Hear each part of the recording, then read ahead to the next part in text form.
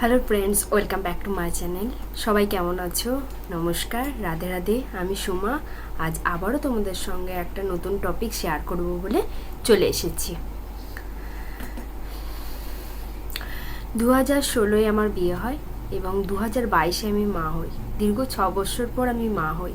আর এই মা হওয়ার অনুভূতিটা যে কতটা সুন্দর, কতটা মধুর এবং মিষ্টি, তা কোনো ভাষা বা শব্দে আমি বলে বোঝাতে পারবো না। আর এটা একমাত্র যারা মা হয়েছে তারাই এই ফিলিংসটা বুঝতে পারবে। বাচ্চা তো সবাই ভালোবাসে, আমিও ভালোবাসতাম, কিন্তু মা হওয়ার পর বাচ্চার প্রতি যে একটা টান আর একটা অনুভূতি, এবং অনুভূতির সঙ্গে যে একটা ইমোশন জড়িয়ে যায়, সেটা মা হওয়ার পরেই বোঝা যায়।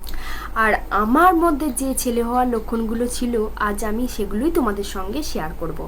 প্রথমত, আমার খুব বমি হতো এবং 5 মাস পর্যন্ত আমি খুব বমি করেছি, কিছুই খেতে পারিনি।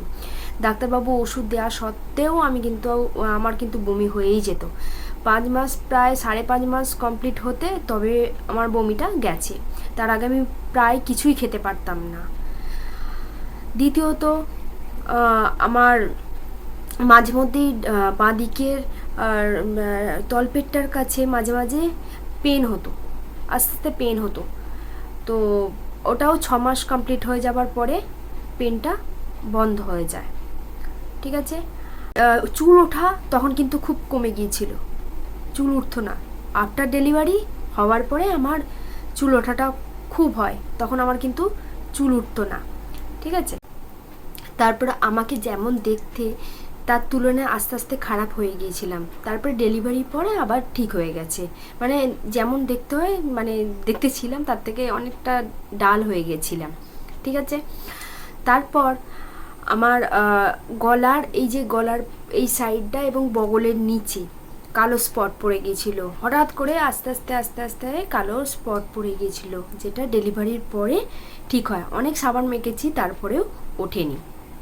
তারপরে পায়ে আমার খুব র্যাশ বেরিয়েছিল, দুটো পায়ে আলতাপাটিতে র্যাশ বেরিয়েছিল, খুব চলকাতো। সেটা আবার ডেলিভারির পরে সেটা ঠিক হয়ে যায়। তারপরে আমার বাঁ দিকটা বেশি ভারী লাগতো।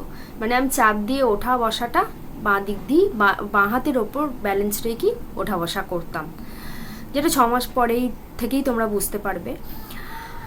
তারপরে আমার গর্ভরেখাটা ছিল পুরো সোজা স্ট্রেট বুক থেকে নেমে সোজা নাভির পর থেকে নাভির নিচ থেকে গিয়ে আবার রাইট সাইডে একটু ডান দিকে সরে গিয়ে নিচে নেমেছিল।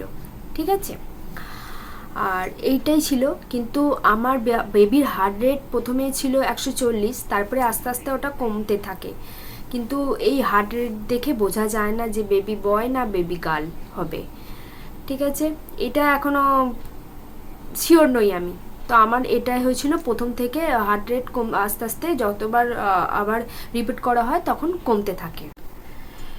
আবার 8 মাস থেকে আমার মাঝে মধ্যেই পা দুটো না যন্ত্রণা করতো, থাই থেকে নিয়ে আর নিচে অবধি যন্ত্রণা করতো। মাঝে মধ্যে এই পেনটা ফিল করতাম, এবং আস্তে আস্তে 8 মাসের পর থেকে আমার পা দুটো ফুলতে আরম্ভ করে, আর এবং ফুলেও যায়, পা ফোলে।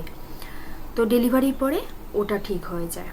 আমার খাবার বলতে গেলে যে আমার কি খেতে ভালো লাগতো, আমার কিছুই খেতে ভালো লাগতো না। একমাত্র আমার যে কোনো ঝাল খাবার খেতে ভালো লাগতো, খুব ঝাল দেওয়া তরকারি, ঝাল দেওয়া যে কোনো জিনিস, আমার ঝালটা খেতে খুব ভালো লাগতো। মিষ্টি একদমই তখন আমি পছন্দ করতাম না, কিন্তু আমি খুব মিষ্টি খেতে ভালোবাসি, কিন্তু আমি তখন খেতে পারতাম না। ঝালটা হলে আমার খুব ভালো হতো, তাহলে 2 মুঠো ভাত খেতে পারতাম। তো আমার এই খাবার রুচি ছিল। তারপর ছিল নাভিটা কেমন ছিল। আমার নাভিটা আস্তে আস্তে ওপর দিকটা একটু ভি টাইপের হয়ে গিয়েছিল, ওপরের দিকটা দেখতে ঠিক উল্টো ভি টাইপের হয়ে গেছিলো। মাথার দিকটা একটু বেরিয়ে এসেছিলো, এরকম ভি টাইপের হয়ে গেছিলো, যেমন ছবিটায় দেখাচ্ছি দেখো, এরকম আমার নাভিটা এরকম ছিল। ঠিক আছে। এইবার আমি বেবি কখন থেকে নড়াচড়া করে ওগুলো বুঝতে পারি কবে থেকে। আমার বেবি নড়াচড়া করে প্রায় 4 মাস থেকে আমি বুঝতে পারি, মানে 4 মাস থেকেই আমি বুঝতে পারি যে ভেতরে কিছু যেন একটা নড়ছে বা ভাইব্রেশন টাইপের একটু কিছু কাঁপছে যেন। তখন থেকে আমি ফিল করি আমার বেবির নড়াচড়া, মানে প্রায় আমি 4 মাস থেকে আমি ফিল করি আমার বেবির নড়াচড়া। ঠিক আছে। তারপর আমার বেবি বেশিরভাগটাই বাঁ দিকেই নড়াচড়া করতো। আমার বেবিটা বেশিরভাগটাই আমার বাঁ দিকে নড়াচড়া করতো। যাই হোক, তো তোমাদের কাছে আমি আমার ছেলের যে আমার বেবি বয় যে হয়েছে, আমার যে লক্ষণগুলো ছিল তোমাদের শেয়ার করলাম। তো তোমাদের যদি সত্যি ভালো লাগে তাহলে তোমরা আমার চ্যানেলটা সাবস্ক্রাইব করে পাশে থেকো। কোনো কিছু জানবার হলে অবশ্যই কমেন্ট করে জানিও। পুরোটা দেখার জন্য ধন্যবাদ। রাধে রাধে। Thank you.